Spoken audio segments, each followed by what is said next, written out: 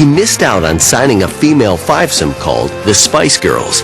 Cowell scrambled to come up with a catchy compromise. In retaliation, I put together the male equivalent of the Spice Girls, called them Five, and sort of settled with that. We did about 10 million albums, we did well, but the Spice Girls had done about 20 million, so I still wasn't very happy. And then a guy called Louis Walsh walked into my life, who is a very charming hustler. And he said, I've got this great group of Irish boys that'd like to come and meet them. So I flew to Dublin. He arrived, you know, in all his pomp and glory, in Dublin, and those strange clothes, and I brought him to a hotel, and I brought out the 6 boys to sing. And in walked the ugliest group I've ever seen in my life. Ever.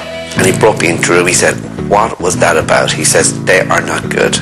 He says, you need to sack 4 of them. He says, I'll keep 2 of them. Find me 4 more. Bring me back in 3 months. He called me 3 months later and said, I've taken your advice. I've swapped some of the members around. Come and meet the group. And flew to Dublin, sat in this club, heard these guys, and literally turned to Louis after 30 seconds and said, right, 5-year deal, I'll give it to you now. In early 1999, Simon Cowell prepared an unknown Irish boy band for battle. Objective: conquer the pop charts worldwide. Simon was involved in every aspect of Westlife from day one. He was involved in how they had their hairs, what videos. He would bring them in, sit them down in his office, and he would just talk very logic to them and say, if you want to have a #1 record, this is what we do. Cowell also relied on the advice of one man. My dad, he could spot a hit better than anybody else. He was brilliant. He just had an instinct. And he heard this song, which we were going to release by Westlife, and he said, you know what, I think this group are going to be huge. He had an incredible ability to be able to choose what was the best track as a single. And quite often Simon would take what he said as being what he did. Papa Cowell had a hunch Westlife's Swear It Again would explode. That April, his prediction came true.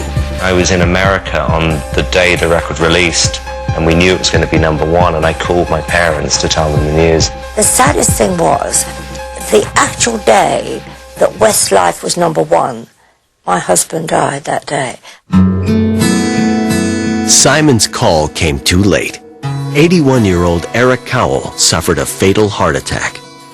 He telephoned me from America and said, I am over the moon, Westlife are flying in, I'm going to the airport with a banner and it's their #1, tell Dad.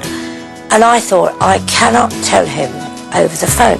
And I lied. There's a huge debate about would Simon be told about his father's death, and I think in the end it was me that said, you just have to do that. They got through to him, and then he rang me up, Simon, in a terrible state and said, Mum, you have to tell me, it would have been terrible if you hadn't, and I'd gone out tonight.